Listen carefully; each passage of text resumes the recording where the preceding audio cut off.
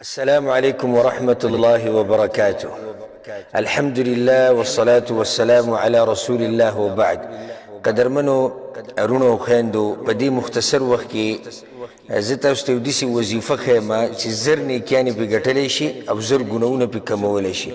پس صحیح مسلم کی دا حدیث تے پیغمبر صلی اللہ علیہ وسلم وی ایعجز احدکم ان یکسب کل یوم الف حسنه. پتاسو کې وسړی دې سې نشي کولی چې روزانه زر نیکیانې وګټي. خوا کې ناستو کسانو کې یو کس وي یا رسول الله په یو ورځ کې زر نیکیانې به موږ څنګه ګټو؟ وی یسبح 100 تسبیحه، سل پیری دی سبحان الله وی فیکتب له 1000 حسنه او یحط عنه 1000 خطیئه.